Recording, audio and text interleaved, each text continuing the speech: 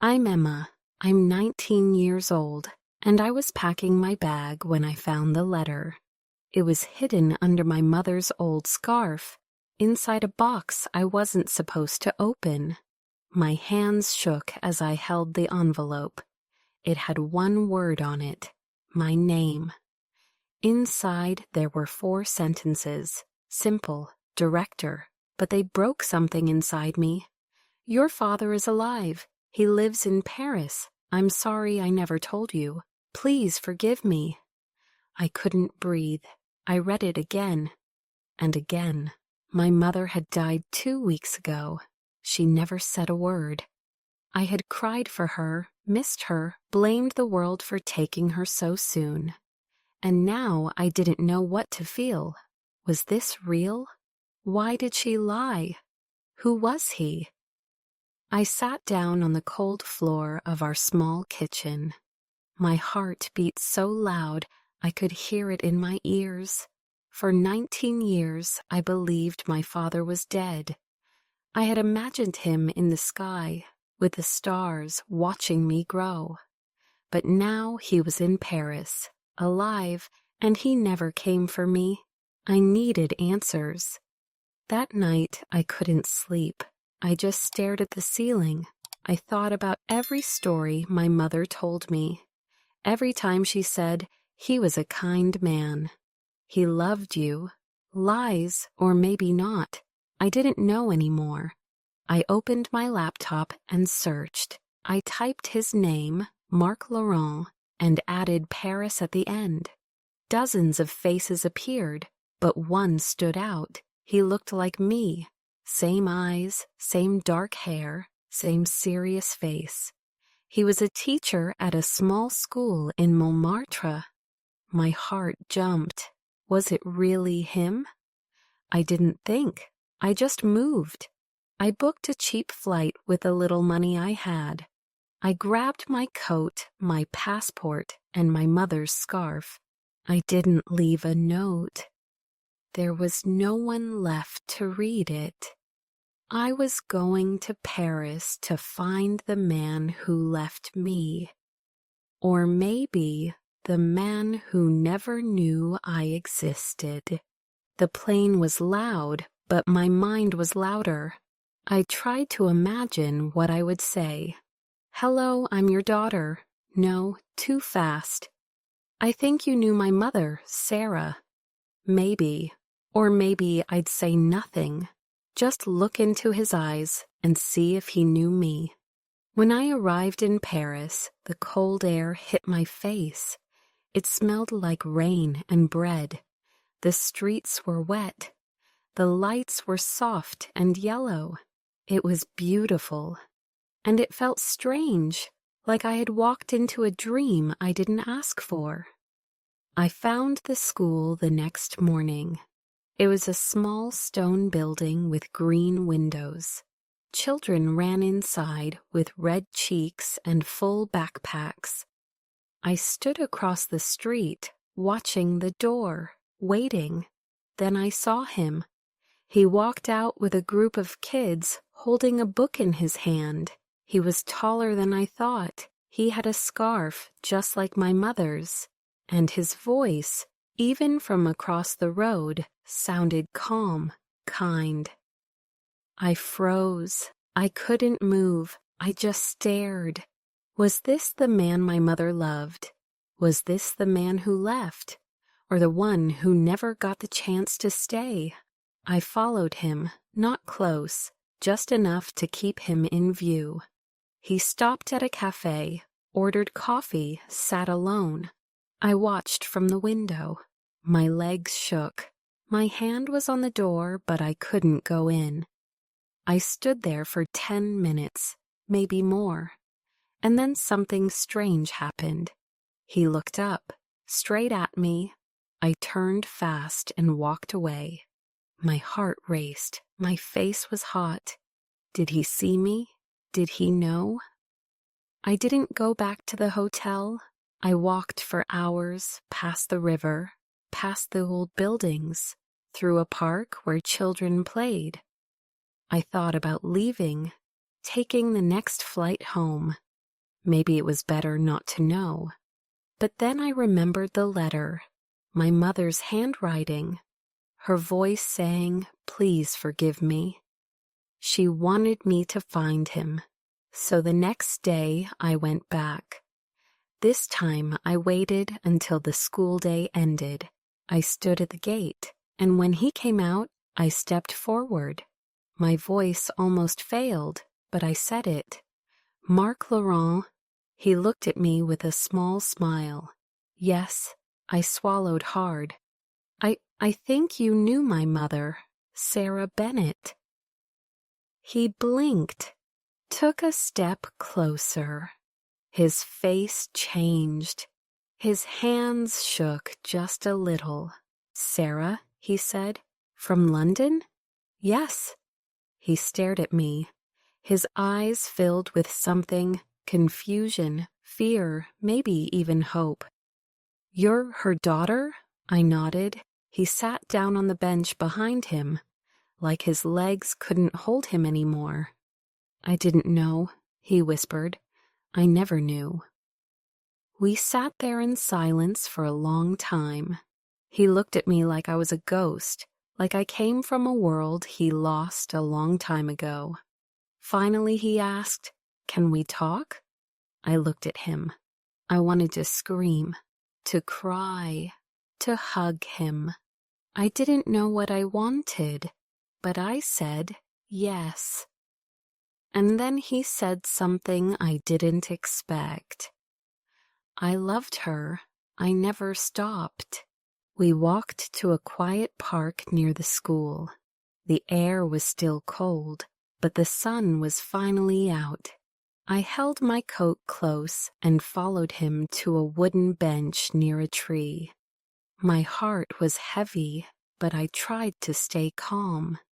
He sat down first, then he looked at me again, like he still couldn't believe I was real. "You look like her," he said softly. "Your mother." I didn't know what to say, so I asked the one thing I needed to know. "Why weren't you there?" He closed his eyes for a moment. "I didn't know about you. I swear, she left without telling me." I wanted to believe him, but it was hard. "I thought you were dead," I said. "My whole life. She told me you died before I was born." He looked shocked. "She said that?" I nodded. "Only after she died, I found her letter. That's why I came." He ran his hands through his hair. "I don't understand. We were in love. She was here for a year. We talked about a future. One day she just left. No goodbye, no message. I tried calling, writing, but nothing." Something in his voice told me he was telling the truth, and it scared me. "Maybe she was scared," I whispered. He nodded. Maybe someone told her to leave." We sat there, both lost in thoughts. Then he looked at me and smiled, just a little. "I always wondered where she went, what happened to her. Now you're here, and I don't know what to say."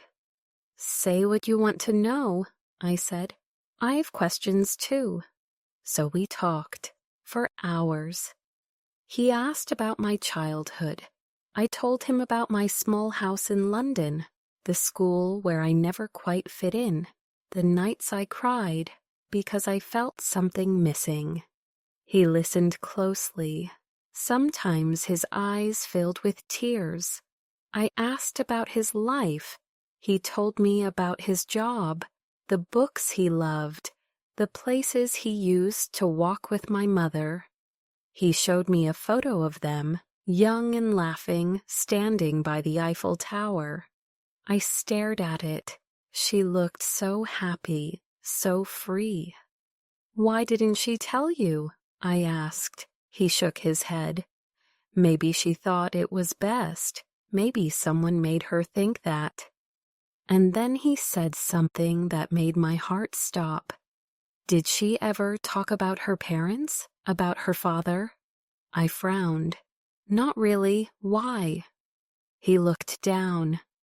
He never liked me, thought I wasn't good enough.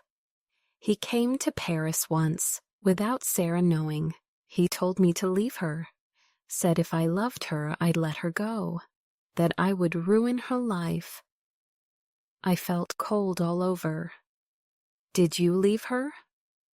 No, but maybe he told her something else.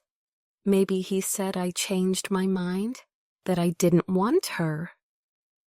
We sat in silence again. It was hard to breathe. So many secrets, so many years lost. Why didn't you try harder? I asked. Why didn't you come find her? I did, he said quickly. For months. I even flew to London once, but I couldn't find her, and then I gave up. I was young, heartbroken, and I thought she didn't love me anymore. I wanted to be angry, but I couldn't, because deep down I saw it in his face. He had suffered too. We stood up. The sky was turning orange. Can I see you again? He asked. I mean, if you want to. I looked at him. His eyes were soft, honest. Yes, I said. I want that. He smiled, and for a second I felt something warm inside me. But just as I started to feel safe, something strange happened. He reached into his bag.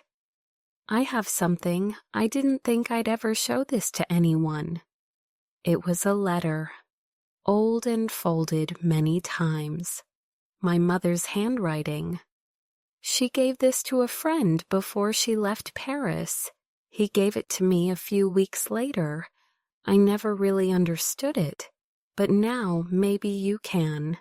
He handed it to me. My fingers trembled as I opened it. Mark, if you're reading this, then I couldn't say goodbye in person. I'm sorry, but I had no choice. I had to leave. Please believe me, I wanted to stay. I loved you.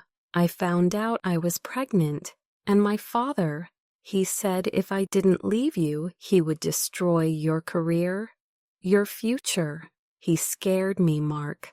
I didn't know what to do, so I ran. I told you I loved you. That was never a lie. I hope one day you'll forgive me. Sarah. My hands shook. My chest hurt. She was trying to protect you, I whispered. He nodded, his eyes full of tears. And she lost everything because of it. I closed my eyes. The pain was real, but now I wasn't alone in it. We sat on the bench again, both quiet. Then I asked, "Do I have a family here?" He smiled gently. "I live alone, but if you want, maybe we can start building one. Together." I didn't answer right away. I looked at the sky, the trees, the little birds flying home. Maybe that's why I came, not just for answers, but for a new beginning. Still, something inside me said this wasn't the end of the story. There was more I needed to know about my grandfather, about the man who pushed my mother away. And I was ready to find out. That night I couldn't sleep. Not because I was sad, not this time. My mind was full of questions, but also hope. For the first time in years, I didn't feel completely alone. I kept thinking about the letter, about how scared my mother must have been, about how much she gave up to protect him, to protect me. The next morning, I met Mark again. We had breakfast at a small cafe. He ordered croissants and tea, just like my mom used to make at home. It felt strange, but also good. He smiled more now. We talked easily, about simple things, books, food, music. He wanted to know everything about me, and I wanted to know more about him too. But one thing kept pulling at me.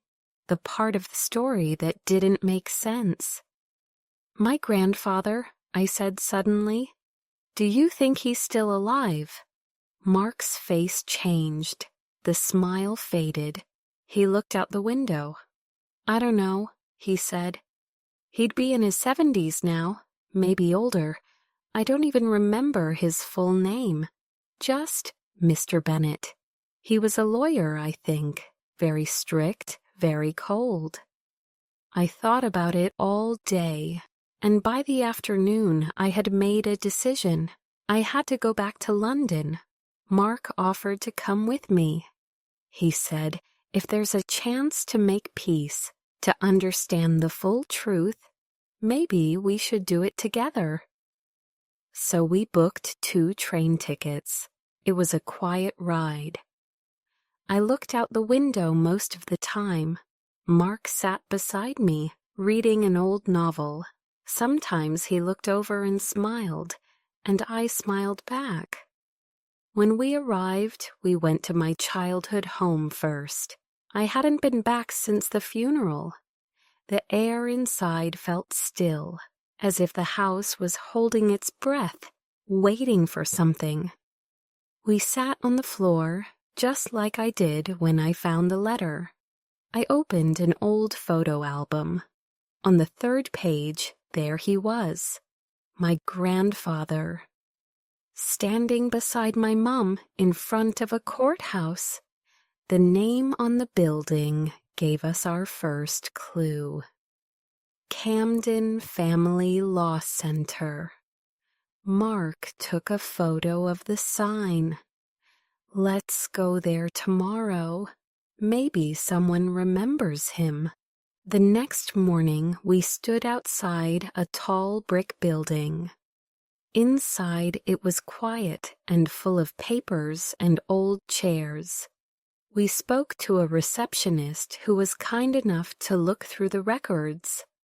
After a while, she came back. Yes, there was a Mr. Charles Bennett here. He retired 5 years ago, but I do have an address from his last file. She handed us a small note. I stared at the words for a long time. "Do you want to go?" Mark asked gently. I nodded. "I have to." We walked to a quiet street. The houses were small and close together. The door we stopped at was green with chipped paint and an old bell. I took a deep breath and rang it. A long pause, then the door opened. An old man stood there. His face was tired. His hair is all white now, but his eyes, sharp, cold. I knew them from the photo. "Yes?" he asked. I opened my mouth, but no words came out. So Mark stepped forward. "Charles Bennett?" "Yes." "This is your granddaughter. Her name is Emma." The old man looked at me. For a moment, I saw something in his eyes, a flicker of surprise, or maybe pain. Then he said, "She shouldn't be here." I took a step forward. My voice was quiet, but steady. "My mother was Sarah. She died last month. She never told me about you or about March. I had to find everything myself." He didn't answer, just stared at me. "Why did you make her leave?" I asked. "Why did you keep them apart?" His face hardened. "I was protecting her." "From what?" I asked. "From love?" He didn't move. "She could have been happy. She could have had a family, but you took that from her." Still nothing. Then Mark said, "I loved her. I would have given her everything, but you made her think I was the problem." The old man closed his eyes. For a second, he looked small, weak. "I lost her too," he said finally. "I thought I was doing the right thing, but I was wrong." The silence after that felt heavy. "I don't hate you," I said, "but I needed to hear the truth from you." He nodded slowly. "You look like her so much." I didn't cry. I didn't scream. I just stood there, calm. Then I said goodbye. We turned and walked away. He didn't try to stop us. Back in Paris, the air felt lighter. Maybe because I had left the weight behind. Mark and I sat by the river. The water moved slowly. The sky was pink and gold. I never thought I'd have a daughter, he said, and now here you are. I never thought I'd have a father, I said, but I do. We laughed, just a little. He looked at me and said, "So what now?" I thought for a moment. I think I want to stay, not forever, but for now. There's still so much to learn. About you, about this city, about myself. He smiled. Then let's start again, one day at a time. We walked home together, step by step, and for the first time in my life, I felt whole. Some stories don't begin with joy. They begin with loss, with secrets, with pain. But sometimes when you follow the truth, even when it hurts, you find something better on the other side. Not just answers, but connection, love, and maybe even a second chance at family. Would you stay in Paris if you were me? Or go back to the life you knew? Let me know. I'd really love to hear your thoughts. And don't forget to like the video and subscribe for more.